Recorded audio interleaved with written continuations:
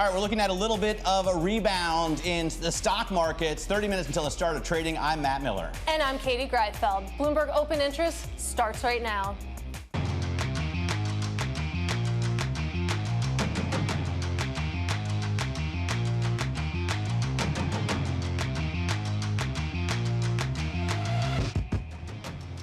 Coming up, Israel and Iran enter a fourth day of fighting as the U.S. pushes for de-escalation to no avail. The conflict could lead to higher inflation and energy prices, which complicates things for the Fed ahead of their meeting on Wednesday. And trade is also top of mind as President Trump pushes for deals at the G7 summit that starts today in Canada. Katie, what are you watching? Let's take a look at U.S. Steel because Japan's Nippon Steel won conditional U.S. approval for its $14 billion takeover of U.S. Steel. That deal expected to close by Wednesday. Shares up about 5% pre-market. We'll see if we can finally get this across the finish line. All right, and energy and defense stocks are at elevated levels. So you can see that we're looking at losses for them in the pre-market right now as Israel and Iran show no signs of de-escalation. This is a key area that investors will be watching, though they may have priced in the conflict on Friday. Katie?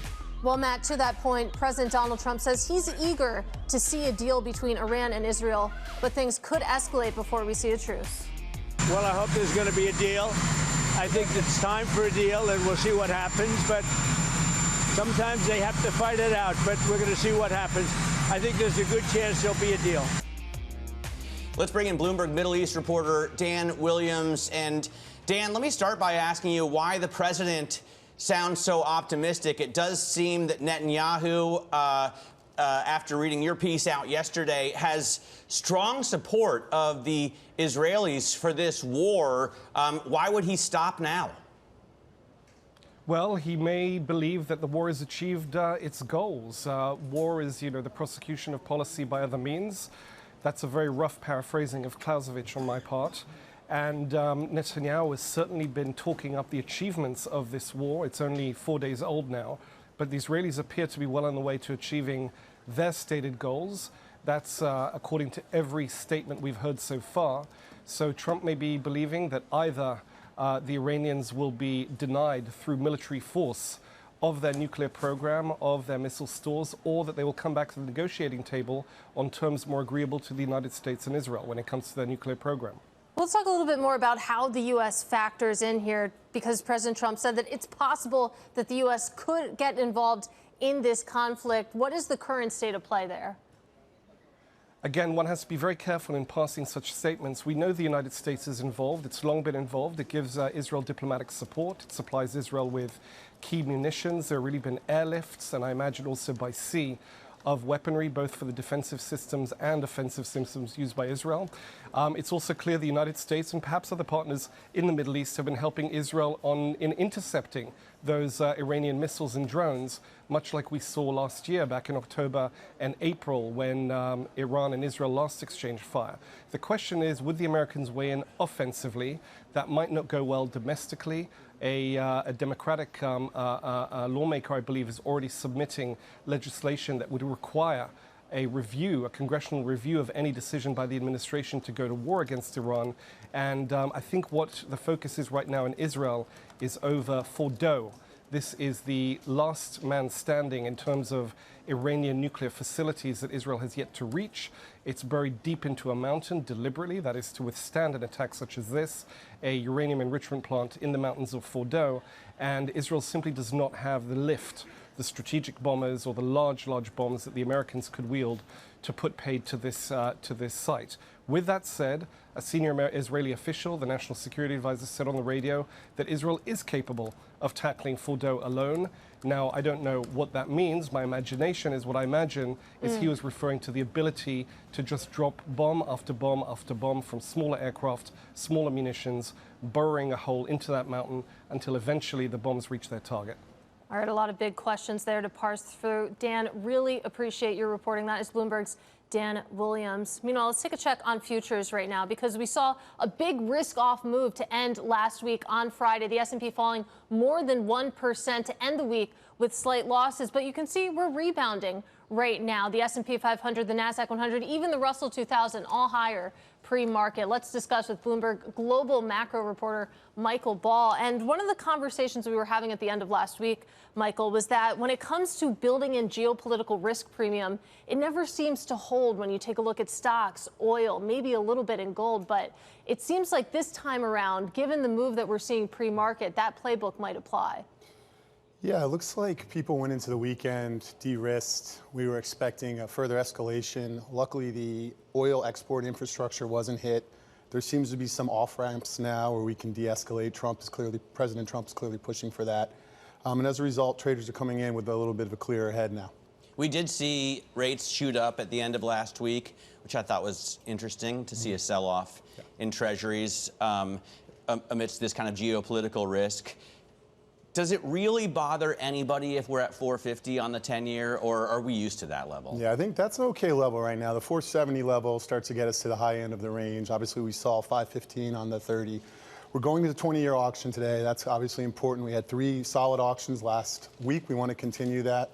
But again, with the big budget bill still hanging in the backdrop, the deficit adding part of that uncertain, traders are really worried still about that kind of long end coming unhinged. Yeah, it's interesting that, you know, you added up all the factors last week, strong auctions, and you had, of course, this geopolitical risk event, and still rates are higher, 4.5% seems digestible. But are you seeing any movement by traders to grab protection, especially when you take a look at specific industries, energy, obviously in focus, for example? Yes, you saw some people go long energy, but as far as what we're seeing is overall buying of downside protection, there really wasn't a lot. Interestingly, you saw some far out of the money put buying in the SPX around the 5,700 level, but no, there hasn't been this overall tilt towards, oh, the world's ending, we need to all grab downside protection. All right, Michael, thanks very much. Michael Ball there from our markets desk. Geopolitics and trade obviously front and center with us today and at the G7 summit in Canada. Bloomberg surveillance co-host Anne-Marie Horton is at the site in Kananaskis in Canada. And Anne-Marie, it does look like Donald Trump wants to use this event to make some deals, to really lock in some tariff agreements. How likely is that to happen?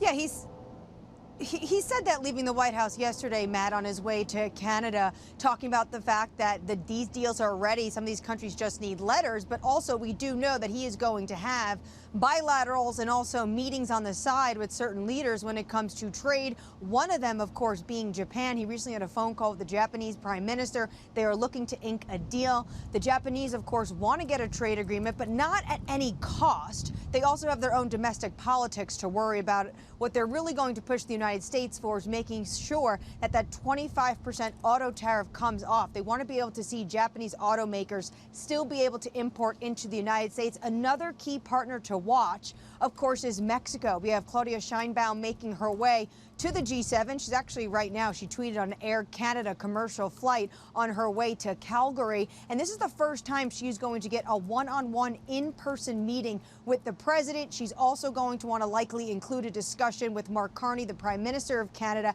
as we are heading into the renegotiation of USMCA. So trade deals certainly are going to be a hot topic here at the G7, whether or not those are officially bilateral meetings or on the sidelines of this G7.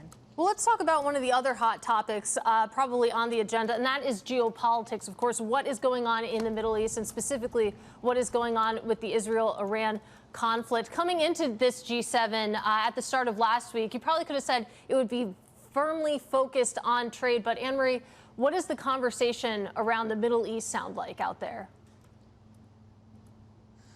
Well, the conflict in the region is going to overshadow a lot of the conversations. It's probably going to be the first point of discussion for all these leaders when they meet. You have a number of leaders like Emmanuel Macron yesterday speaking before he headed to Canada, talking about the fact that he wants to see de-escalation. The president, though, has really left paths open. He talks about the fact that he wants a diplomatic route. He was sending his envoy, Steve Witkoff, to have these negotiations with the Iranians, but gave them a timeline. And then he didn't exactly tell the Israelis not to strike, but didn't say to do so. What he has said to ABC over the weekend was it was, quote, possible that the U.S. would get involved, but they're not involved right now. I saw you speaking earlier to one of our Middle East reporters, Dan, at the top of the program, and Dan is exactly right. The big question right now is whether or not the U.S. would get involved if it comes to one specific nuclear facility, and that's Fordo, that the nuclear site's buried deep into the mountains, and experts have long said that the Israelis just don't have those capabilities. The U.S. at the moment is helping Israel when it comes to defense, but a key question and likely to be discussed at the G7 is would they would ever take that step when it comes to an offensive front. All right, Anne-Marie, plenty of important conversations happening out in Canada. We'll be checking in with you throughout the G7. That is Bloomberg's Anne-Marie Hordern. Meanwhile, we're about 20 minutes away from the opening bell. Let's take a look at some of the big movers this morning, and a lot are coming from the health sector. You have Sage surging. That's after Supernus plans to acquire the neuro-focused drug maker. Shares up 35%. Totally different story for Sarepta this morning, downgraded after a second patient died during its gene therapy trial. That is worth a 40% drawdown in the pre-market, and the news breaking a little while ago that Sarepta will also suspend its 2025 revenue guidance after that patient death. On the good news front, let's end on an up note. You have Insight upgraded over at Stifel after strong trial data for its blood disorder treatment. Shares up about 5.5%, Matt Miller. All right, interesting look at the healthcare sector there. We'll continue to keep track of all the individual stocks on the move for you. Coming up, Mark Zuckerberg is doubling down on Meta's AI strategy. We'll look at why investors like the idea of spending more and more and more and more money on AI. This is Open Interest.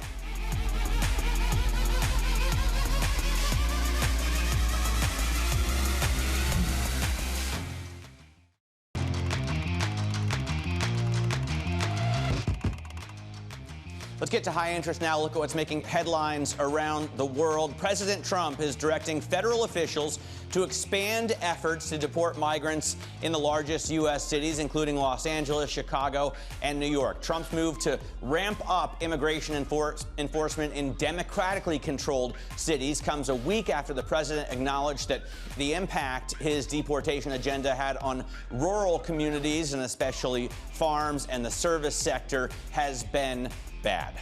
The man suspected of killing a Democratic state lawmaker and her husband in Minnesota has been taken into custody. Vance Bolter was arrested on Saturday evening after the manhunt that stretched over a day long, keeping the entire region on edge. The shooting sparked fear on a day when protesters filled the streets in hundreds of cities to oppose President Trump's administration as he held a military parade in Washington. And Bloomberg has learned that Gucci owner Kering is luring Renault's chief executive to run its company. Luca De Maio is credited with bringing Renault back from tough times, and his shift to Kering is seen as a move to turn the struggling Gucci fashion label around. His appointment comes at a challenging time for the luxury industry, which has been affected by U.S. tariffs as well as a demand slump in China. Neither Kering nor Renault are commenting on the news. Katie? Let's talk about Meta, because shares hitting a record in the pre-market this morning. That's after they soared 40% since April. Investors clearly cheering on Mark Zuckerberg as the tech giant writes bigger and bigger checks to boost its AI strategy. Compare that to the moves in shares of Apple, which has been notably behind in the AI race. You can see really diverging in fortune since just April. For more, we're joined by Bloomberg Tech co-host Caroline Hyde. And Caroline, we've been talking about this for a couple weeks now, that Meta has been spending big when it comes to AI. Clearly, shareholders like to see that. Compare that to where we were just a few years ago, because I remember it was the year of efficiency that really got traders excited again about Meta. Yeah, and the fact that they were trying to unwind the beefing up that many a tech company had had during COVID, hiring more and more staff. Remember, it was back in 2021, they pivoted the name to be Metaverse. They were sinking tons into virtual reality labs more broadly.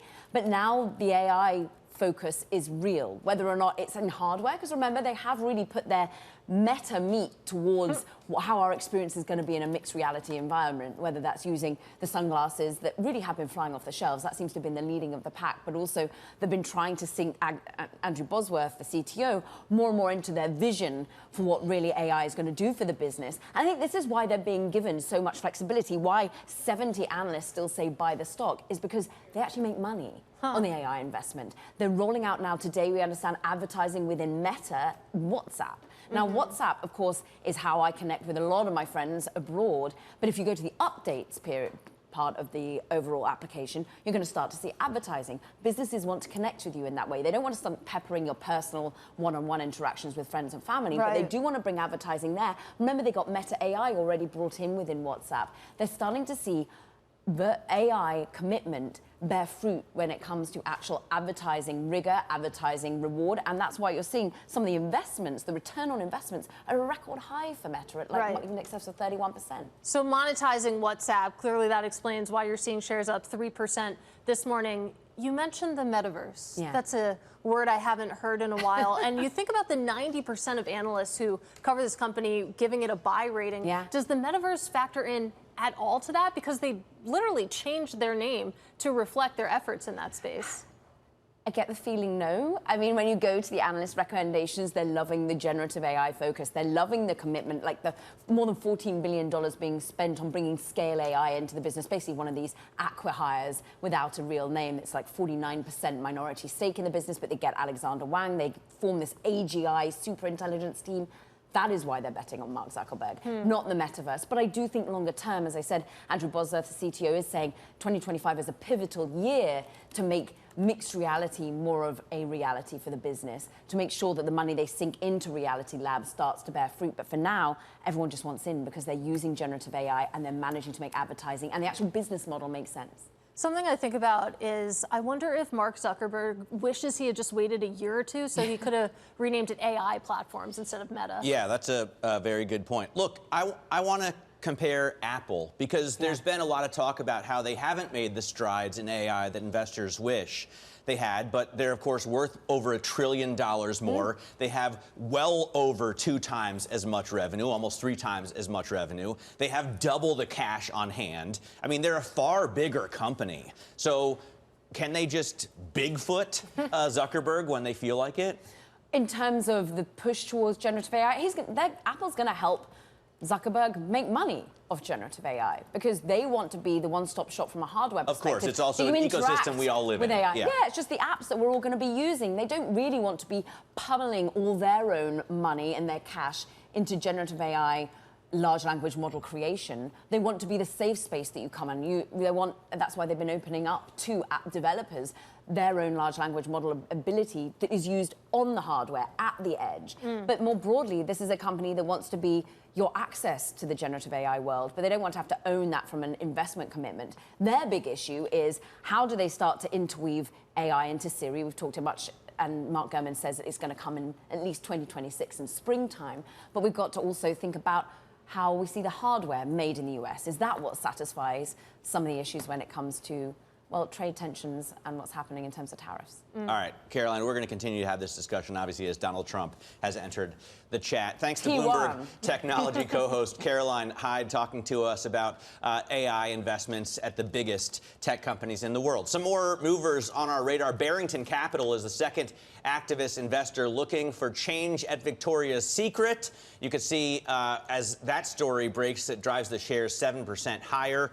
Roku also on an Amazon connected TV ad partnership, seeing a huge gain in the shares, up almost 10%. So people still use Roku. Apparently. And Circle continues its surge as the firm looks for more merchants with whom to partner. Circle shares $147 is the price, and they went public. You could have picked them up for $31 like 2 weeks ago. I know, and it's crazy to see this enthusiasm post-IPO just continuing. We're in a brand new week, Matt Miller, and still shares up almost 11% pre-market. All right, Aoifinn Devitt is coming up. We're going to discuss market conditions with her as stocks approach all-time highs again, despite mounting risks.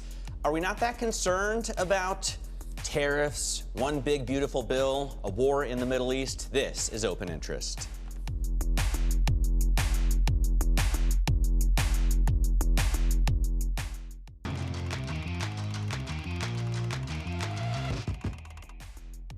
Well, RBC is warning that the S&P 500 could drop by 20% if inflation spikes due to higher oil prices.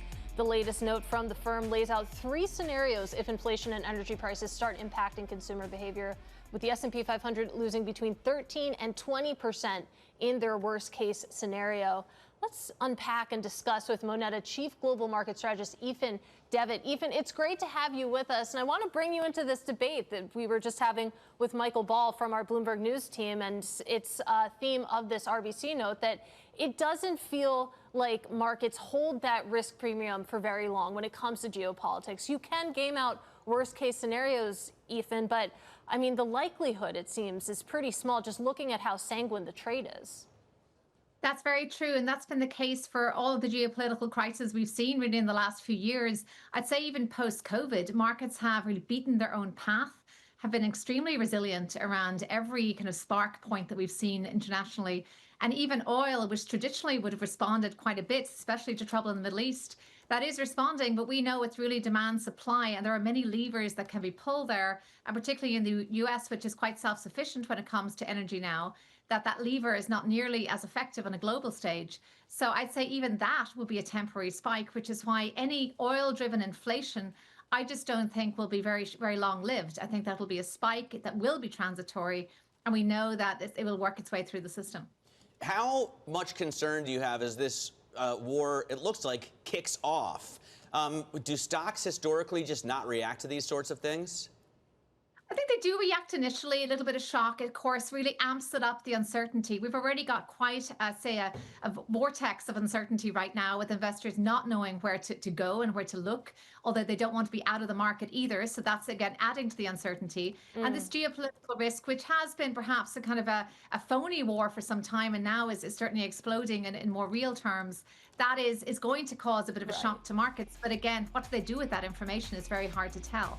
All right, Aoifinn, you're sticking with us through the opening bell, and you can see the setup as we head to that opening bell. Stocks up across the board. We'll bring you all the action up next at the open. This is Open Interest.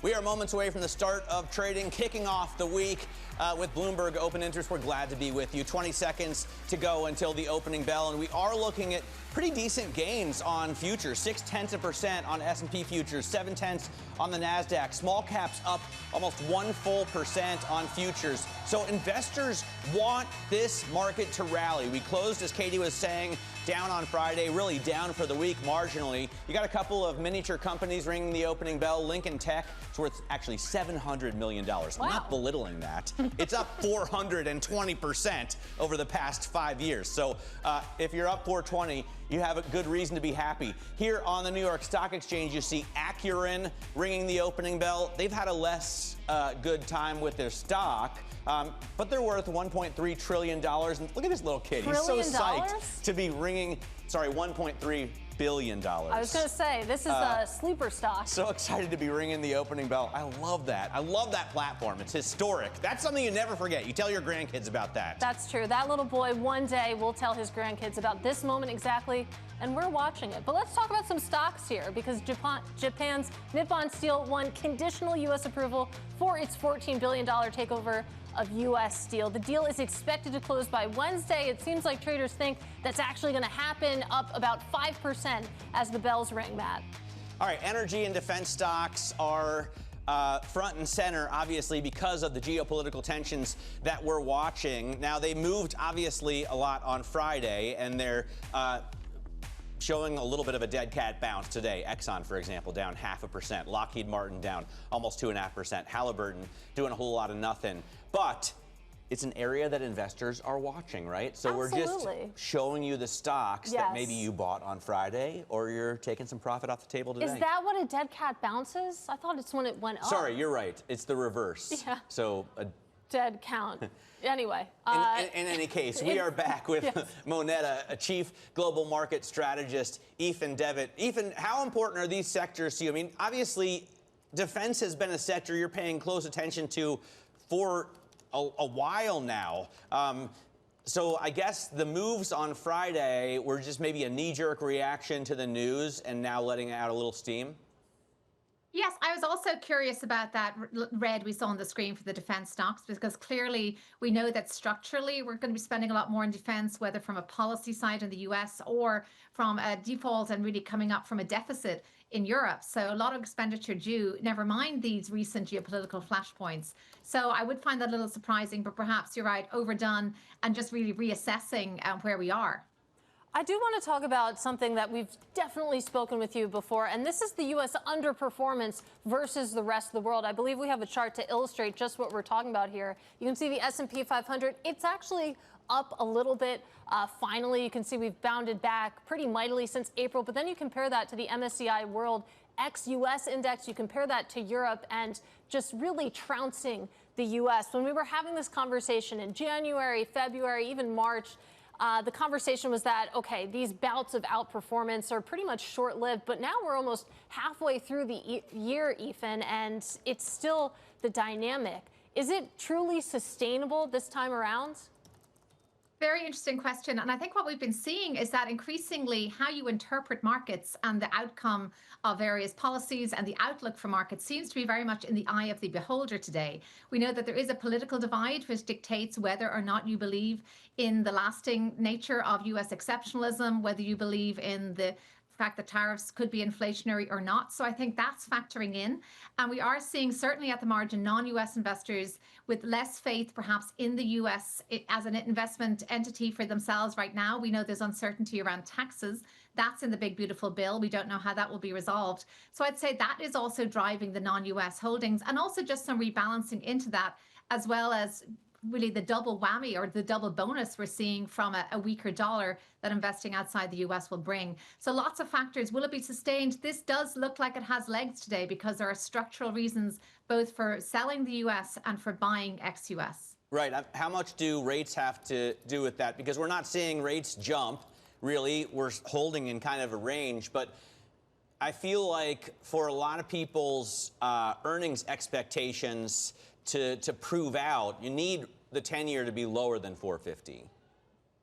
Exactly. And I think it is a bit of an unusual relationship we're seeing right now, that we see the weaker dollar with still the persistently higher rates. That isn't the relationship we normally see. It all gets to the motivation and to the fact that the ECB and, say, the Bank of England are getting ahead of the Fed in terms of stimulating their economy. So I'd say that that is a factor that really just gives extra leverage to that growth story, which is starting off, it's admittedly a little bit more anemic outside the US than the US. And a good reminder, too, that we have that Fed decision coming up on Wednesday. Jerome Powell probably eager to tell us that they're waiting and seeing. But let's talk a little bit about what Matt mentioned at the opening bell, that this looks like a market that wants to rally. There was an interesting note out from JP Morgan's trading desk saying that it looks like traders are bracing for a buy the dip moment in stocks. When you take a look at the various data and your various positioning sort of measures here, do you sense that appetite to dive into this market? I'd say I've always sensed the appetite not to be out of the market. You spoke about the many concerns that investors are dealing with today. And a big concern is missing out. And we know that inflation, despite the headline number being lower, we know that inflation is probably heading higher with tariffs when they eventually come into effect in whatever form. And we also know that services inflation is still pressing higher. And a weaker dollar will ultimately bring inflation for those imports that the US does have. So investors are acutely aware of their own individual inflation numbers pressing on them. They don't want to be out of the markets. They don't want to be in the more volatile fixed income, even though it's yielding something. So they want to be in equity. So I think that is really the impetus that's driving the buy side.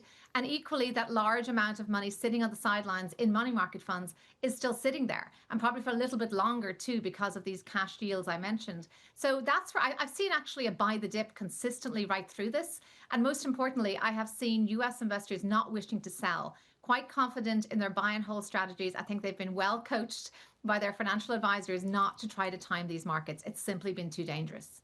All right, probably a good place to leave it, Aoifinn. Great to kick off the trading week with you. That is Moneta's Aoifinn Devitt. A lot of tongue twisters to start this week. Let's take a check on this market and the rally that we have underway. What's interesting to me is that there's pretty good breadth. If you take a look at the S&P 500 right now, currently higher to the tune of about 0.7%. We are at session highs, but we've only been open for about 7 minutes. But in any case, you can see we have more than 400 names in the green, and right at top, it's what you would want to see. NVIDIA leading the way with a 1.4% rally. Meta, as we were talking about, hitting an intraday record high. You also have Microsoft and Broadcom getting in on the action. If you take a look at the downside, it's a different story. You have Oracle falling a little bit today. We know it had a fantastic week last week, so maybe some of that enthusiasm fading a little bit right now. And then you have a lot of health names: Merck, Eli Lilly, Johnson & Johnson, United Health, the list goes on. That's exactly what you're going to see reflected when we take a look at the sector level as well. By my count, you have 10 in the green right now. You have financials, communication services at the top, big tech too fighting as well. Then you take a look at the downside. There's only one sector to highlight: healthcare, currently off by about 0.2%, Matt Miller. All right, so interesting moves there, especially the healthcare sector that you singled out at the top of the program. We'll keep watching that. Coming up, Cadillac makes a comeback at Le Mans, really locking out the front row. Maybe a little bit of a disappointing finish at 5th and 8th for the Hertz Team Toyota. But I spoke with GM President Mark Royce this week, and we're going to bring that interview to you next on Open Interest. This is Bloomberg.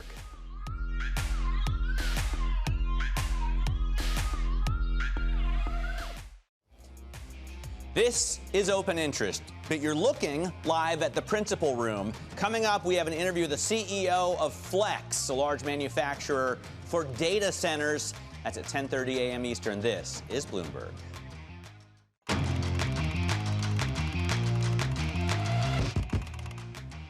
Welcome back to Open Interest. It's time now for top calls. Some of the analyst action in focus this morning. And first up, Cisco getting raised to a buy over at Deutsche Bank thanks to AI-driven growth. That's worth a little bit of a rally this morning. Next up, Celsius Holdings getting raised to a buy as well over at TD Cowen thanks to improving sales and momentum. Shares up a little bit more, up 5.6%.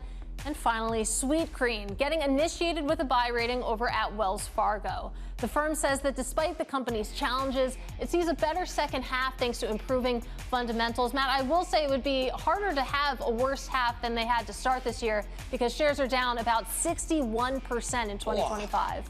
That's insane. I feel like since I contribute $18 a day, they should be making some money. Gotta buy more salads. I will now switch gears, Katie, to automotive. GM making American history at Le Mans. They posted the first all-American front row lockout since 1967 with their Cadillac hypercars on Friday. I sat down with the president of General Motors, Mark Royce, along with Bloomberg's Hannah Elliott, and I asked about GM's $4 billion U.S. investments. We're filling our plants, which is a great thing for places like Lake Orion, where I worked for 5 years, and it feels pretty good.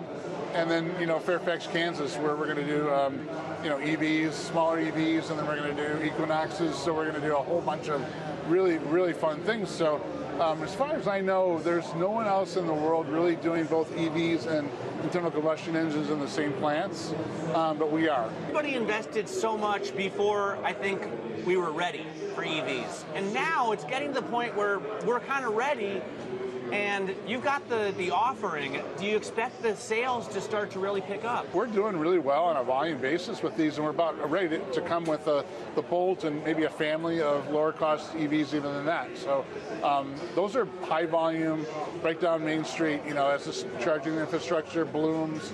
All of those things are happening, like you say, and we'll be ready. We are ready. So, as a company, we're, more than, double Ford and Hyundai in sales. So that's a big deal. And then Chevrolet by itself is number 2 behind the Tesla. So, we're really seeing the white space, as you said. These are long lead capital commitments, that aren't casual when we do it. And so when we do it, we've got to have fabulous cars, which we do, and we've got to stick with it. So going back and forth on these strategies is, I don't know a better way to burn capital. We think we're priced really well, and if you look at our relative average transaction prices, they're some of the highest in the industry because of the quality of the car. And if you look at where our incentives are, particularly on EVs, they're kind of the lowest.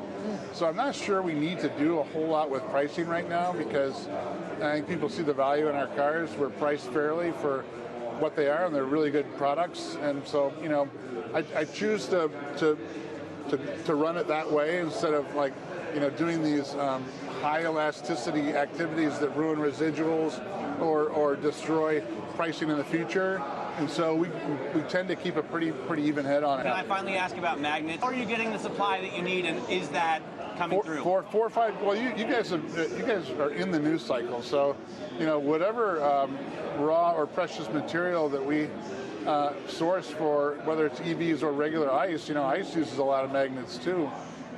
We've sourced with that in mind, so we've got a good sourcing plan. It's not that it's not challenging, but we've got good sourcing that we've had for from 3 to 5 years that are long-term strategic sources that it's paying off, that approach.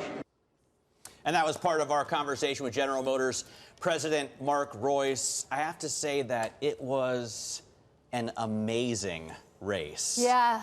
It looked like you had an incredible setup. It's like people just go from bar to restaurant to bar, sort of dotting the 14-kilometer course, watching these mega fast. Do the fans stay up for 24 hours straight? I think a lot of the fans actually do like 18 hours. Okay. That's what I did. Okay. And so crazy. Ferrari ended up winning because I think they got kind of an advantage. There's this balance of performance rule where the organizers let them have more horsepower and less weight. Interesting. So if you take them out, the Cadillac actually finished second behind number 6 That's Porsche. like the MSCI World Index ex-US, Is that how I'm just trying to relate it to markets somehow. All right, yeah, let's bring it back to markets with the tariffs. For a look at those tariffs and how they're impacting different automakers, we're joined by Bloomberg's Detroit bureau chief, David Welch. And David, the interesting thing that I got speaking to Jim Farley there, as well as Mark Royce, is that some automakers are getting like a $5,000 bill per car from these tariffs. Some are only paying $1,000, and so they can afford to raise pricing less. Are we going to see a shift in market share because of this? If companies that are getting hit with tariffs harder have to raise prices to deal with that, then we would, right? I mean, consumers are already paying pretty high prices, historically speaking, plus you have high interest rates, and there's only so far they're going to go with their monthly payment. So if you're somebody like Hyundai and Kia bringing in a lot of vehicles from Korea, Toyota brings in a lot from Japan, and remember, a lot of the vehicles made in Mexico are actually not USMCA compliant because of their pricing content, so they get hit with more tariffs. That's not GM, Ford, and Stellantis for the most part. All of those companies facing a tougher tariff regime are may have to raise prices at some point, and I think that would upset the market share table, especially if GM sticks to its guns, as Paul Jacobson, the CFO, told us last week, and as Royce told you over the weekend, and they don't raise prices, they could gain some market share here. David, what's your take you should be a skeptic as a journalist, right? And you are. But Cadillac had an amazing, really an historic lockout of the front row there. And does it change the way people perceive of the brand? Because typically I think this is like my grandfather's luxury car, right? But here they are in hypercar with 1,000 horsepower, just, doing warp speed around an iconic track. Is that really important for them?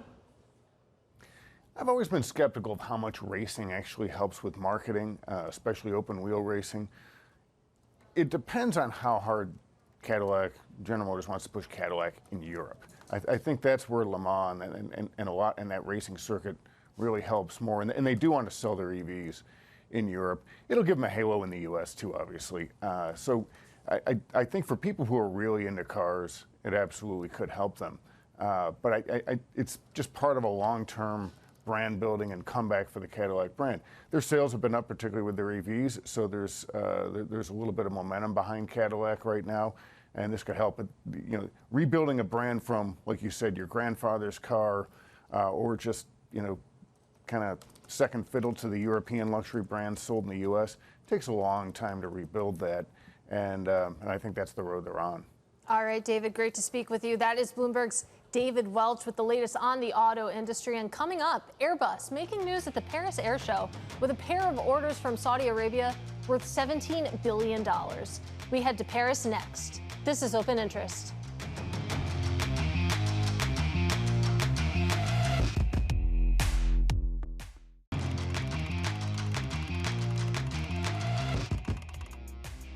Welcome back to Open Interest. A check on stocks at session highs. The S&P 500 above 6,000, up 0.8%. A lot of that strength is coming from big tech, Nvidia, Meta, Microsoft. The list goes on, and you can see that reflected in the NASDAQ 100, up by more than 1% now, just 22 minutes into this Monday trading session, Matt Miller. But I got to shout out the small caps because they're also putting up a fight. The Russell 2000 up about 0.9%. We'll see if that holds. Yeah, Dow Jones Industrial Average adding 346 points. Whoa, what does that mean? To 42,543. Who cares, right? Who cares about the Dow when you have the Russell 2000? Yeah, the small caps, the lifeblood of the American economy. Let's get to the biggest stocks in the world. They are represented at the Paris Air Show. It is in full swing amid a very challenging environment for airlines. Bloomberg's Guy Johnson gets the trip to the French capital. He caught up with the Airbus CEO to talk about some of their headwinds. We have plenty of contradictions to manage. We have a very strong backlog of signed contracts, customers expecting those aircraft to be delivered, so we have pressure on deliveries. We have a challenging situation for supply chain coming out of COVID, now with the uncertainties on trade and also on conflicts around the world. So we're pushing hard to be able to fulfill our obligations toward our customers. They count on us, but it's an uncertain world. Guy Johnson is live now at the event. I just missed him for dinner last night. Guy, we were like two ships passing in the night. Or planes. Or planes, exactly. Lost opportunity. But what do you know? Yeah. What are you learning there? So it's quite quiet. Unlike Le Mans, it is quite quiet here, I have to say. And the reason for that's pretty obvious, Matt. You've just had a big crash in India. Everybody's a bit subdued about that. Kelly Ortberg, the CEO of Boeing, was due to be here. I was due to be speaking to him this morning. He has not come to Paris as a result of what he's having to do right now, which is manage the the impact of that crash and work with the Indian authorities and Air India. But you've also got what is happening in the Middle East as well, and that's casting a pretty long shadow as well. A lot of the big CEOs, like Tim Clark from Emirates, is not here. A number of other large Middle East carriers are not here as well because they've got huge challenges as a result of what's happening between Iran and Israel right now in terms of managing airspace, making sure that their flight crews are safe, what they're doing, their passengers and everybody else are safe as well. So all of that's putting a bit of a dampener on an already really stressed industry. Tariffs, what is happening with the fuel price, all kinds of things going on right now. It's a lot of headwinds, big demand, but a lot of headwinds. Yeah, absolutely. You just ran through two issues that I would imagine are really overshadowing the conversation there. But is there anyone that you're speaking to who is expressing optimism right now, who's out there with an enthusiastic, bullish message? Katie, they're all optimistic because the orders, you just heard from Guillaume Faury there, his order book is sold out as far as the eye can see. There's no problem selling aeroplanes. Demand is absolutely enormous right now. Everybody still wants to travel. You've got huge markets opening up. Demand is not an issue. So there's plenty of optimism. The issue is fulfilling that optimism. It's how do I get the right parts right now? What's going to happen with tariffs? You try and buy an Airbus aeroplane in the United States right now, you're facing a 10% tariff. But it could be 20% next week. It could be 0 next week. It could be 50% in 2 weeks' time. They just don't know. And that also applies to engines. It applies to spare parts. It applies to so many things. And that's the challenge they face right now. So, yeah, there's lots of optimism. There's just huge challenges getting to that optimism. Guy, thanks very much. Guy Johnson there I guess outside of Paris, but at the Paris Air Show. Our coverage will continue from there tomorrow, including interviews with the ESA director and the U.S. Transportation Secretary, Sean Duffy. We hope that Guy is wearing sunscreen. And I really think he should get sunglasses because the sun is just blaring, and then they have the lights on him. And yeah, he can pull off aviators, too. So yeah, especially there. Adam Hetts is going to join us next from Janus, Henderson in the next hour to tell us what opportunity he sees in small caps. Then the CEO of multinational manufacturer and logistics firm Flex joins us here on Open Interest.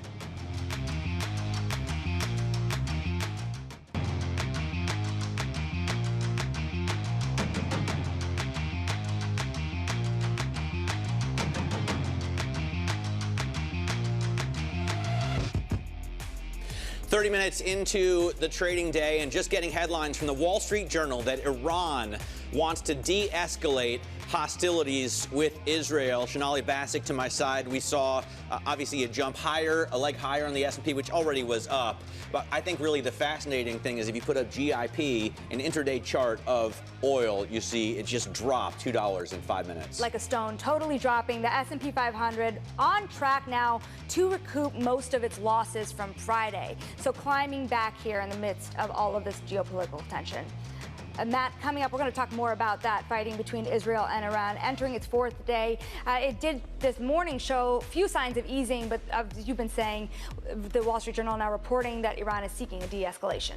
That serves as a backdrop for a G7 leaders summit that kicks off today in Canada. Donald Trump will be looking for tariff deals. Man, it feels like a mile away, but it's a big week for central banks. The Fed, the Bank of England, and the Bank of Japan all set to decide. Wednesday's a big day. Yeah, absolutely massive. Let's start, though, with the G7 summit. President Trump commenting on the conflict between Israel and Iran before departing for Canada. Well, I hope there's going to be a deal. I think it's time for a deal, and we'll see what happens. But sometimes they have to fight it out, but we're going to see what happens. I think there's a good chance there'll be a deal. Joining us now from Kananaskis in Canada is Bloomberg surveillance co-host Anne-Marie Hordern. So before we get to the tariffs, Anne-Marie, and I know there's been some reporting on that as well, it does look like the Wall Street Journal has a report out that Iran wants to de-escalate hostilities. We saw on that a spike in oil. We saw, a spike in stocks. We saw on that a drop in oil. As this conflict enters the fourth day, how concerned are people at the G7 Leaders Summit in Canada?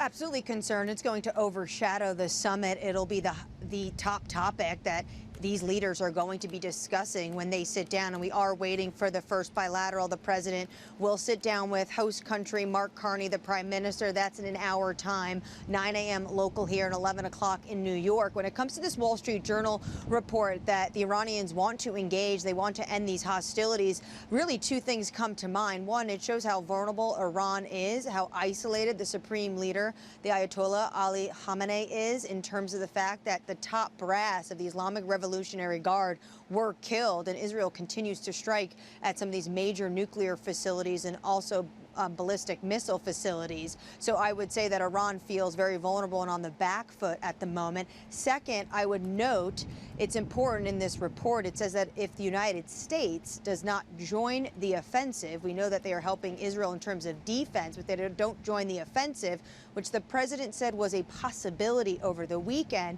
then they would be willing to go back to the negotiating table with the United States when it comes to a nuclear agreement. Remember, we were supposed to see the 6th round of nuclear talks yesterday in Oman, and they were obviously called off between Steve Witkoff and the Iranians. This reminds me of Trump's first administration when they killed Qasem Soleimani, and then through back channels, the Iranians said, for our domestic audience, we will likely have to return some fire, and they did so in Baghdad and did cause some destruction. But after that, we will be done, and they retreated. And potentially, if this report is true, you are seeing that played out once again. Anne-Marie, in addition to geopolitical risk being front and center at the G7 meetings, I'm curious also as to how the tariff story is going to play out. Is there any sign that Trump is set to de-escalate, especially when it comes to the European Union? Well, he's certainly going to have these meetings with the European Union, with Japan, with Mexico. Claudia Sheinbaum will get her first one-on-one meeting with the president. When it comes to the EU, we just learned that their top trade negotiator will be speaking with Ambassador Jameson Greer, the USTR representative, to discuss this potential trade agreement. We do know that when it comes to the European Union, they haven't been as much of a priority because it's very complex trying to herd really 27 cats to try to get to an agreement when it comes to all these different countries. And we do know that Trump likes to conduct foreign policy, trade policy in a bilateral manner. We are seeing report from Handelsblatt saying that the European Union is willing to take a 10% across-the-line tariff, basically a minimum baseline tariff. But what they do not want to see, or they want to get to a lesser extent or completely wiped off, those sectoral tariffs when it comes to things like autos, steel, and still potentially what we're waiting on when it comes to the pharmaceutical sector as well as chips. All right, Anne-Marie, got a ton to wrap your arms around there. Look forward to your reporting. Bloomberg's Anne-Marie Hordern, also co-host of Bloomberg Surveillance, as well as our chief politics correspondent reporting from Canada, where the G7 leaders are meeting. Let's get a check on what's going on in the markets, because we did see the S&P move another leg higher after that report in the Wall Street Journal that Iran is looking to de-escalate tensions with Israel. The NASDAQ now up 1.4%, and the 10-year yield at 441. It had been much closer to 450. So those yields are coming down a little bit, Sonali. Bid back in the bond market. Very interesting. We saw that safe haven trade really break down, but a little bit of that maybe now coming back with the world feeling maybe a little safer than a half an hour Maybe ago. a little bit safer. Let's talk to Adam Hetts about it. Janus Henderson, global head of multi-asset and portfolio manager. And Adam, I want to ask first about, capital preservation. When we talk to these wealthy, older investors, they're always very concerned about tariffs. They're always very concerned about debt and deficits. Maybe something like Israel, Iran would give them pause. But the markets just seem to power through this. And I wonder what dynamic is at play there. Well, hi, Matt, Sonali. Good morning. Thanks for having me back on. And the dynamic at play here that we think is we just published our mid-year market GPS outlook, and just zooming out from some of the day-to-day headlines. And what we're really shocked about is just how resilient this market has been. And I think for the types of investors that you're mentioning, here we are, we're back to basically where the year started in January with relatively demanding valuations in the U.S. and demanding earnings expectations.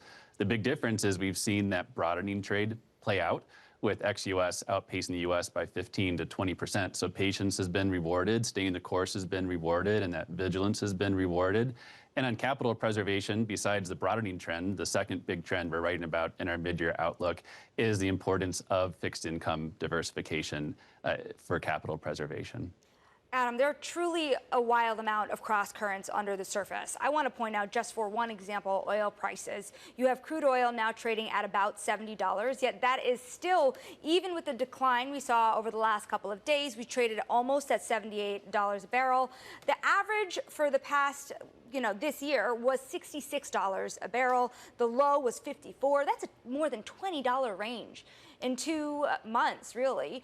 Ultimately, what does this mean for the direction of inflation? Because at this point, it's starting to impact what bond traders feel the Fed could do given inflation concerns. Yeah, it's just another piece to the calculus trying to figure out what the next step in this economic evolution looks like. So I think tying on to your last segment about the conflict overseas right now that started off late last week. So sure, we've seen oil prices jump up double-digit increases in percentage terms. But from our perspective, last year, oil traded around that $70 to $90 range. And so we're still within range in that sense. And for a proxy, you could look back to early 2002 when Russia invaded Ukraine. And there you saw oil jump to 100, even closer to 120 a barrel. So very rough rule of thumb. If you saw something out of that 70 to 90 range towards 100, even towards 120, that $50 a barrel kind of increase in the price of oil, that could feed through just empirically to be about a % increase in headline inflation, which then gets into the Fed calculus, which we could also talk about. But I think the short of that is, for us, we're still broadly in range, quote unquote, on oil prices, and not a major concern yet. I want to dig into your small caps take in your report. So, every year small caps is the kind of thing that people get excited about. Like every year, maybe Europe is the kind of thing people get excited about. Doesn't seem to pay off. But your take is you don't want just the index, right? You want to have active stock picking in that index, or am I reading that wrong? Well, thanks, Matt, for the softball there. Yeah, we did write a good bit about the small cap space, so we're excited about that. It wasn't intended to be a softball. No, okay. Because we focus on the small caps, right, on the show so much. We're going to be way tougher from you here from now on, Adam. You're warning us. But yeah, go for it. I'll take it as a softball then. Well, thanks for the question regardless. And so I mentioned earlier in the year, the broadening trade has played out in terms of U.S. versus ex-U.S. The other leg of that broadening trade, of course, is within the U.S., large cap versus small cap. And we've seen this dramatic leadership by the mega cap space. So one of the things that we looked at is over the last 5 years, globally speaking, if you took the top 50 large caps and the top 50 small caps, sure, if you bought the top 50 large caps, you had excellent returns. You were basically a double year over year. But the top 50 small caps, you actually would have hit more like a triple if you bought the top 50. But the nuance there, of course, is that the downside could be bigger. In the small cap space, it's a more volatile, it's a more cyclical part of the market, more sensitive particularly to rates based on the last topic we were just talking about. So we're seeing a little bit of give up on rates there, which will be a tailwind to the small cap space. But when we think about small cap, we think about it being less of just a trade and more of an investment. Well, we think the mechanism for that for our clients is by focusing on quality, being active, avoiding some of the unprofitable companies, and maybe erring on the side of growth for a little more stability. So you get a little bit of that volatility hedged, and you could hedge a little bit of that downside that's just inherent in the small cap space. On one hand, I want to ask you how much the broader market is sensitive to rates. But really, I think the bigger question here is how sensitive the broader market is to the economic factors that will impact rates. Potential inflation, for example, or a potential further weakening of the economy. How do you really read through those tea leaves, even beyond what the Fed has to say on Wednesday, to figure out where this S&P 500 will go? Yeah, I think the Fed's got a very difficult job with dual mandate. So we have the geopolitical tensions and we have tariffs. And so those are both stagflationary impulses. And you've seen the sticky inflation even outside of that. So what we're focused on here is that tariffs are still a major catalyst. So we started out the year strong. We had the tariff tantrum in April, and now we've largely recovered from that. We're back within arm's reach of all-time highs, but we still have a lot to learn about tariffs over the summer in terms of the impacts it's already had in the economy and on inflation, but also what the ultimate decisions are going to be on some of these tariff rates and how fluid those rates will end up being. But right now, if you're still talking the effective tariff rate in a 10 to 20% increase over where we started the year, that's a very material headwind on GDP. But U.S. GDP is still going to track positive 1%, about 2% so far year to date. So the real important thing to us is inflation, growth headwinds. Right now, the economy is still dominating, and there's enough headroom in the economy to absorb some of that tariff pressure and some of the slowdown from the inflation being sticky. Adam, thank you so much for your time this morning. That is Adam Hetts of Janus Henderson. Now, it's interesting. We're watching a market start to claw its way back, but there's some single stocks we're also looking at under the hood this hour. Meta, still much higher, 2.8% this morning after announcing plans to show ads inside of its WhatsApp messaging service for the first time. And Matt, I find this kind of problematic for me because I buy so much stuff on Instagram already. You so do? Anybody trying to send me things to buy on WhatsApp is going to be a major problem for me. Yeah, got to keep the budget under control in the Basak household. American Express also higher after announcing what it called its largest investment ever in its travel-focused platinum credit cards. So those shares, and then EchoStar surging the most in 17 years after President Trump gets involved. He urged the FCC to resolve a dispute with the communications company, and you can see the shares benefit bigly. Right, when the president gets involved, then technically shares tend to move much higher, and we're seeing that there is something that's not quite publicly traded. I wonder how this new venture is going to go, Matt. I just love it. Donald Trump's sons mark the 10th anniversary of his 2016 presidential run with a new company. You can subscribe. We'll tell you next what the Trumps are selling now. This is Open Interest.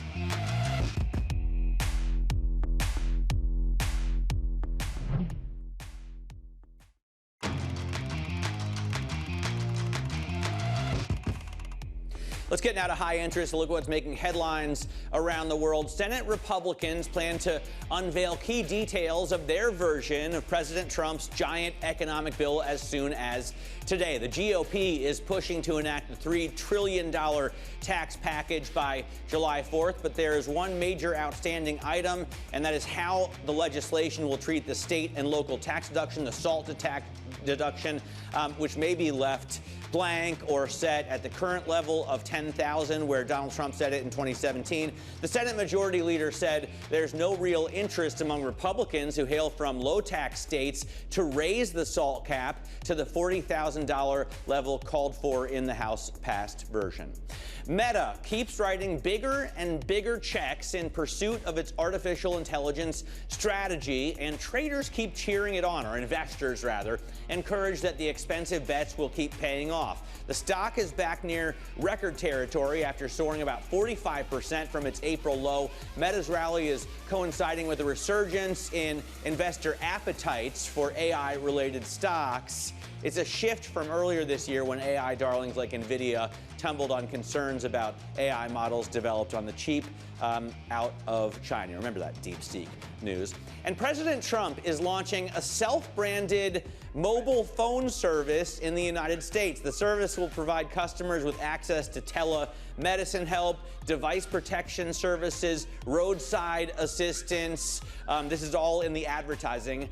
Unlimited calling to over 100 countries. Sonali, I feel like I'm a pitch man for this, but they have the greatest pitch man you could have, I guess. The President of the United States himself continuing to sell products from the White House. Really a lot to unpack here, and we're going to do that with Bloomberg Technology co-host Caroline Hine, because whether it is in reality a competitive threat or just in philosophy, I am wondering what this means for Apple, where you have the president here saying all of these phones will be made in America, and we know he wants somebody else to do that too. Well, we should make clear, these are two different threads, right? There's a mobile phone service on the networks, and then there's the actual piece of hardware. I didn't mention gold that. Phone. That's the T1 gold phone, which right? you can put $100 down on and buy it for $499 eventually, and it's meant to come to you in sometime in September. Who is making or manufacturing these phones? We don't know, because thus far we don't have really any phone manufacturing here in the United States. There is like one or two offerings that cost usually thousands of dollars because, well, the cost of doing business here is high. But clearly they want to put a stake in the ground to say you can manufacture here in the US, you should, and you can get it in a gold T1 version. But also, as you say, this is about offering for, what is it, $47.45 per month, across the United States, of application of phones being able to use the underlying infrastructure of T-Mobile, of AT&T, of Verizon. But this is what we call like these mobile virtual operating networks.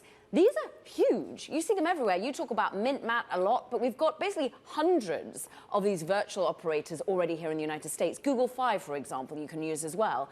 But it's becoming ever more lucrative because there are ever more budget conscious customers coming to them saying, I want something other than the slightly more pricey offerings out there thus far, and I want to be able to use perhaps slightly less data. I don't mind if I max out and then suddenly get slowed down. So you're getting many more offerings, and this is, well, the Trump organization trying to coin in on his name. Is it too early to ask what role Starlink might play? Because the two of them kind of made up just in time for this announcement. We don't see Starlink on the list of the press release. A lot of these AT&T, Verizon have relationships with satellite offerings, whether it's Starlink or whether it's a competitor. And at the moment, if you have an Apple phone, for example, you can, when you lose reception, you can hold it up and send a message no matter what. I'm sure that they'll dig into some of the details. Thus far, there aren't many details. Well, to be and most importantly, with an Apple phone, it'll be a blue message, right? God forbid you get a green bubble in your phone, and that's what this T1 is going to have. It's going to be Android. It's going to be phasing out that blue versus green, Matt. I know that this is something that personally riles you, and I think they're going to be pulling back on that. But you're right, they are offering Android, and I think actually that's the real competitive threat here. Look, an iPhone SE is about the similar price point, but really this is going after a Pixel 8a. This is a lower price, $499 phone. And we should mention, Matt, that we will be looking out for any potential conflict of interest given the president's closeness to the FCC. We have already seen him recently get involved. I mean, if you want to talk about conflicts of interest, that's only one of hundreds that we could bring up. If we mentioned every conflict of interest with the president selling products, it would take us until Bloomberg Tech, which starts at 11. That's when Caroline Hyde co-hosts with Ed Ludlow. We come back, we're going to talk about Goodyear. It says it's in a better position to weather tariffs than its rivals. This is Bloomberg.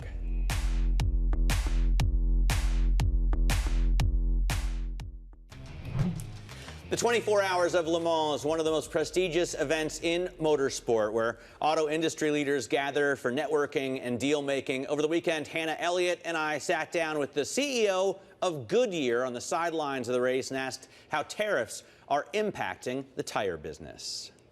We're in a really great shape because we have the largest footprint, the last standing American tire company, but we have a very large manufacturing base in the U.S. We've been making the modernization over years. We're doing another conversion of 10 million tires into the high performance, high value, high rim size segment right now, between 25 and 26. But we have we're only about 25% exposed compared to our competitive base. So for us, we should be able to weather the tariffs more favorably than others.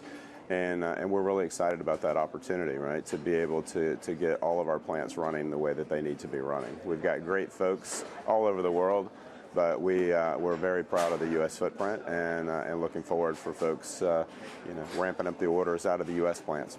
Where are you seeing growth for the company? I'm assuming motorsport might be one, even more. You've been in it so long, but where are the growth areas that you see? Yeah, I mean, motorsport is just key to our DNA, right? And we've been there, right? Whether it was the blimp overhead, the tires on the cars, and we continue to assess other opportunities to be back into different races in a meaningful way. But we've got a long-standing partnership, obviously, with NASCAR, long-standing with Le Mans, with WEC, and again, continue to assess. But for us, it really is about growing the high performance and really taking that to the next level. That was the CEO of Goodyear, Mark Stewart, speaking with me and Hannah Elliott from Le Mans in France, where they sponsored the race. The sports cars were all shod in Goodyear tires, which is a very good look, I think, for the American brand. Coming up, we're going to take a look at how AI is impacting data center investment with the CEO of Flex.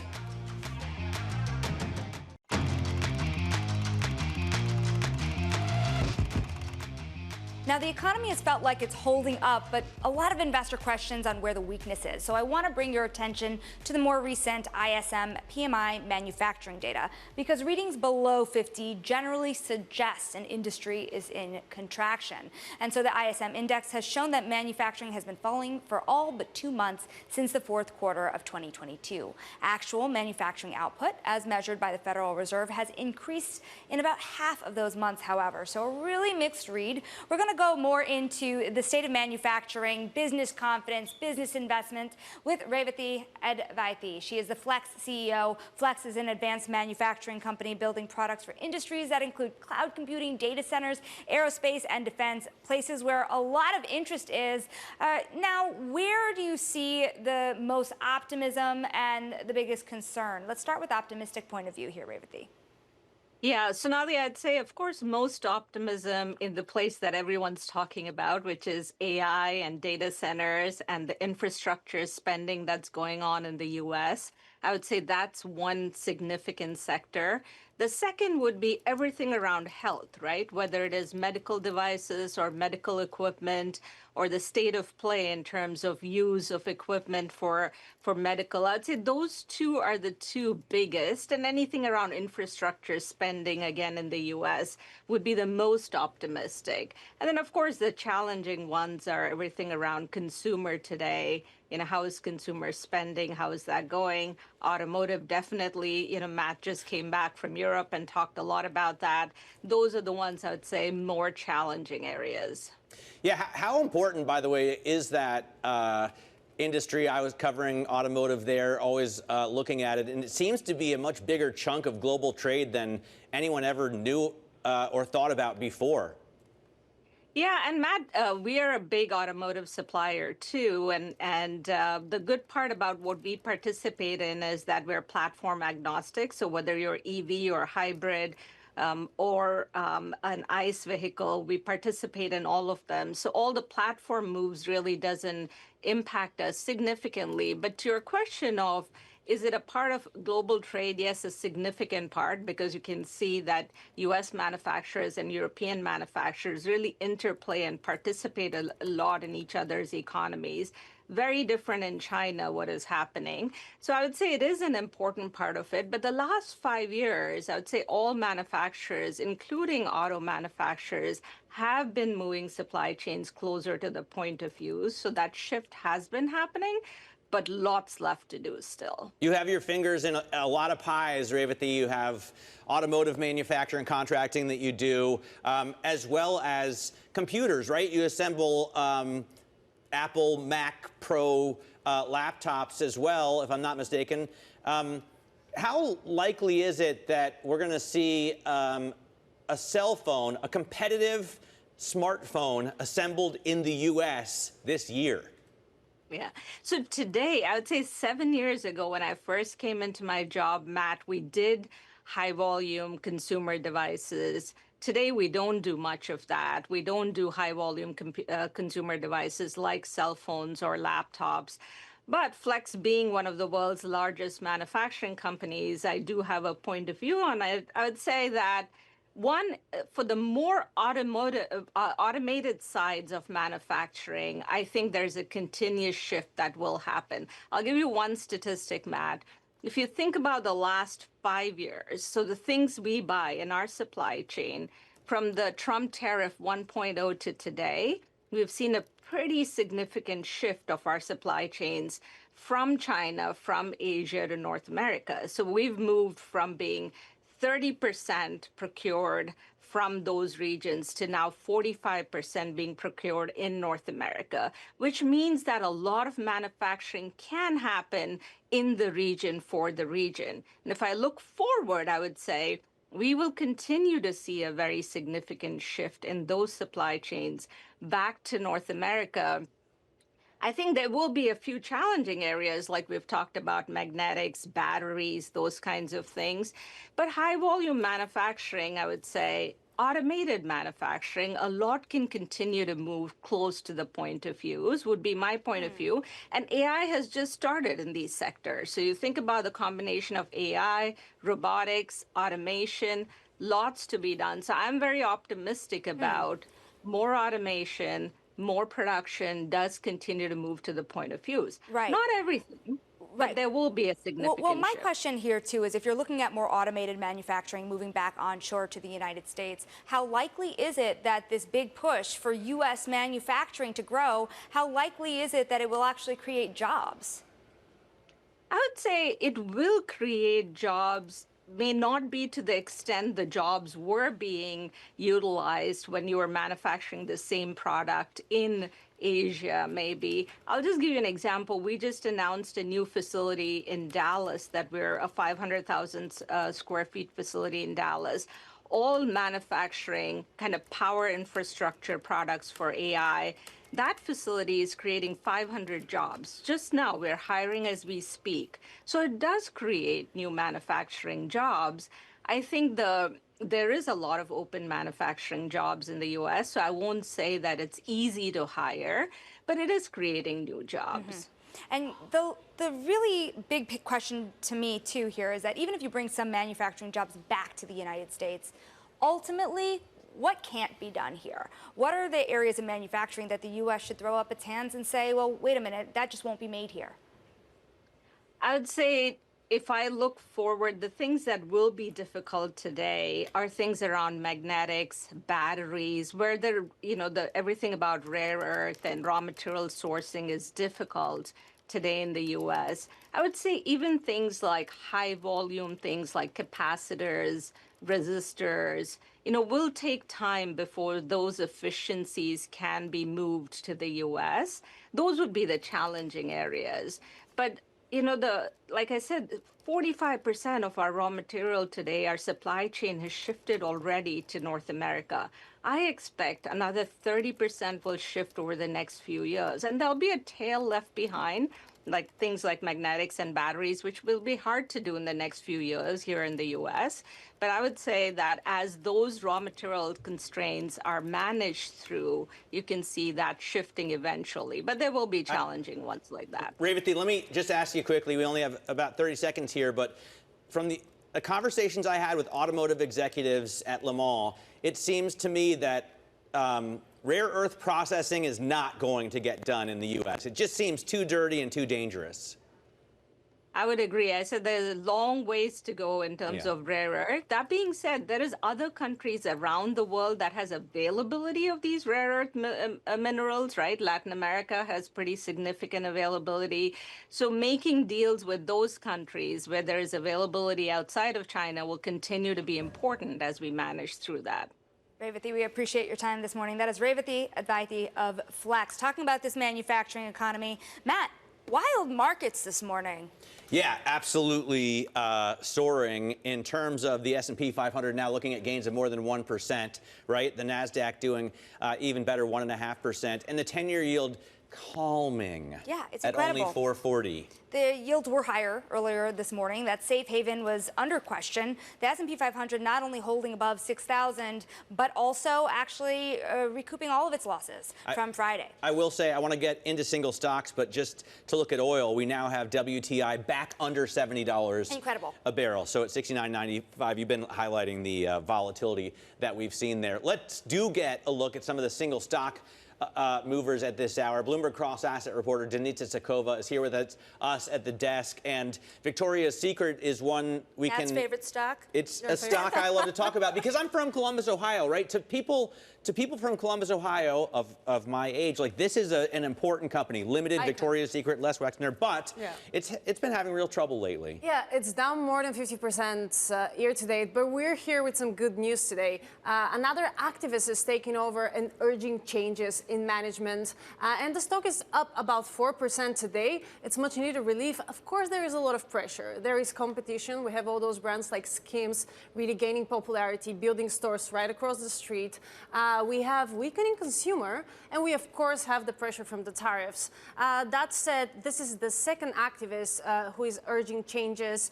BBRC is the other one who actually said that there have been disastrous board decisions. So there is a lot of negativity over there, but they of course have a new CEO. She's looking to boost kind of the young people and how the brand is working towards young people. So perhaps today we're seeing some optimism there, more people taking stakes and more people getting involved. Interesting. Another thing driving the market this morning, a lot of advertising-driven news, this time with Roku. Yes, this time with Roku. We had Meta and WhatsApp today. Roku is having a big boost. It was up as much as 13%. Now it's about 10%. But it's coming off another partnership. We're hearing Amazon and Roku.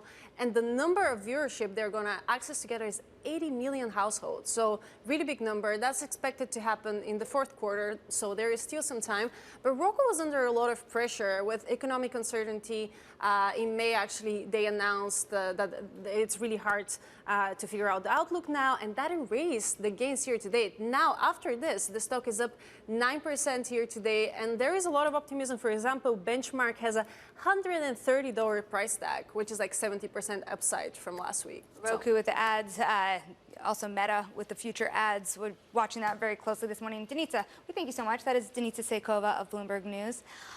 It's time to make the big pitch. Yes, very cool. cool. It's showtime. Coming up, my new Bloomberg original show is going to take an up-close and personal look at the world of Wall Street and beyond. We're going to give you a preview of that show next. Stick with us. This is Bloomberg Open Interest.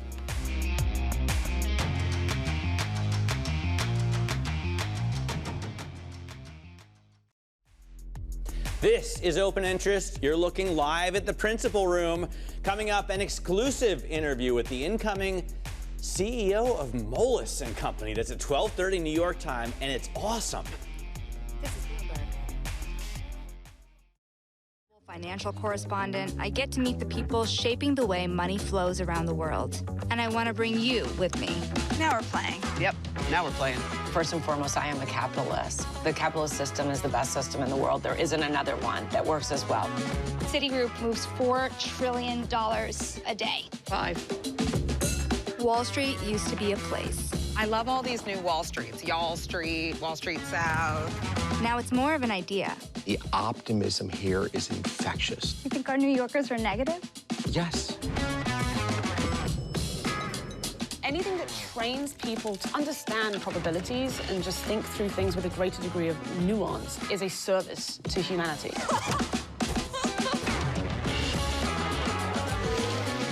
I hope you survived the day. I did. It was a busy day.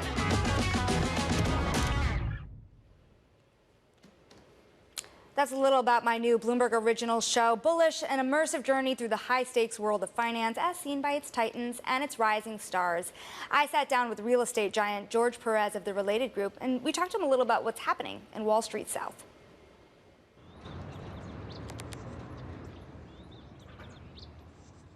But if you really want to know what's happening in South Florida, you have to talk to the developers. So nice to meet you, and what a beautiful view. Just made for you guys here with my bathers. George Perez was born in Argentina to Cuban parents, but moved to Miami in 1968. He worked for the city as an urban planner, focusing on improving low-income communities, and later opened the Related Group with then-partner Steve Ross, where he initially focused on affordable housing before venturing into luxury condos, earning him the nickname the Condo King. It sounds like there's a lot of construction going on. Is that you? Unfortunately not. I lost that one. That's from a competitor of ours. We are in the best neighborhood of Miami. And the reason for that is this was the hippie neighborhood of Miami. And because of the hippie neighborhood of Miami, everything here is trees. And we're only 15 minutes from downtown. Are you a hippie underneath it all? I was, I was in 1960, a hair to my waist. Yeah. I was very liberal. And, I think it was Bertrand Russell or Bernard Shaw, one of those English guys, that said, show me a young man that is not a liberal, and I'll show you a man without a soul, and show me an older man that is still a liberal, and I'll show you a man without a brain, right? I'm not so sure that I agree on that, with that. I hear this from folks in the real estate world a lot, that the city, the government of the city needs to be amenable to people coming there, to developers. You go to California, and sometimes to get a building permit takes you 3 years. In New York, it's impossible. So in my business, it is much easier to build here. If you look at the Miami of the 50s and 60s and you go to Miami Beach, you're going to see a very, very pedestrian architecture. And that's because it was mostly done for retirees or people that would come in the winter, but were not wealthy people. There were no restaurants, there was no culture. I think in cities like Chicago and New York, the cities are already done. Not that I'm saying they're not going to progress any, Brutal. But I'm a New Yorker, so I'm going to be pushing you here. That's fine, that's fine. But you know what? You're not building MoMA again. You're not building the Metropolitan again. What worries me is affordability. The middle class and the working class, where do they live? The moment that we build a mid-income or affordable housing product, it gets consumed immediately. The demand is never-ending because people do want to be close to their jobs. They just can't afford to be close to their job. Over the last 5 years, median home prices in New York jumped roughly 16%. That pales in comparison to Miami, where median home prices jumped nearly 96%. This isn't a unique story. Whether it's finance in Miami or tech in Austin, many cities are attracting some of the country's wealthiest transplants, which stresses infrastructure and drives up costs for locals. When I went to school in urban planning, we would use 25% of your income should be devoted to housing. Nowadays, you have a lot of people that are using 50% of their income. Many people, most people often. Many people, to housing. That leaves you really nothing, particularly if you're a family. I mean, you can't save. You can't go to dinner. You can't go to to movies. I mean, it's a huge problem. That's Related Group's founding executive chairman, George Perez, speaking on my new show, debuting tomorrow night, Bullish. We're going to have some more of that for you throughout the next 24 hours, including an extended cut with Ken Griffin. We sat with him for about 2.5 hours. You'll hear about 45 minutes. And Nassim Taleb is coming in to join us tomorrow also. Good get. Thank you. And the idea here being a lot of the non-bank system has moved down to Florida, the hedge funds, the market makers. So we'll talk to him a little bit about that It premieres at 6 p.m. Eastern tomorrow on Bloomberg Television and 8 p.m. Eastern on Bloomberg Originals. You know, it's interesting, Matt. I do want to pull up another new money, old money story that's happening right now in markets. Wait, can I just say that I'm so excited to see this program? I mean, it's going to be truly must-watch television or must-watch streaming, especially for those sort of Wall Street South, for those migrating down, but also for the kids that are starting here. Yeah, 100%. We tried to get into the culture of things. We tried to get into the numbers, the real estate environment, the big issues. Later on, we talk about financial literacy, which is something I'm really passionate about. But yes, thank you. You sit next to me every day, so you hear me and all my crazy ideas. So I can start watching tomorrow. Tomorrow night, 6 p.m., but tonight. And I just go to Amazon Prime and I can click on. Yeah, it will be streaming on Amazon Bullish. Prime as well. Yeah. And you can find it on Bloomberg.com and on the Bloomberg terminal as well. But tonight, you'll have the Ken Griffin full interview as well. So we're giving people with the terminal and are online on Bloomberg.com a preview on the big interviews. But can we talk about this crazy thing that's been happening? Yes. You were gone in Lamont on Friday, so you missed this. But a lot of the world, as retailers, Amazon, Walmart, they're looking at using stable coins more. And there was this big IPO of Circle. And over the last 2 days, you see Circle up by 50%, another 23% this morning. Take that. Remember, it's a much smaller company than American Express. But this is the new money, old money thing going on. Amex is planning on doubling down on their platinum cards, maybe their largest investment ever, really. Shares are up there too, but it's a fun rat race to watch. All right, yeah, definitely exciting, especially since Circle shares went for $31 just a few trading sessions ago. Coming up, investors are waiting for clues on the Fed's rate path. We preview Wednesday's decision next. This is Open Interest.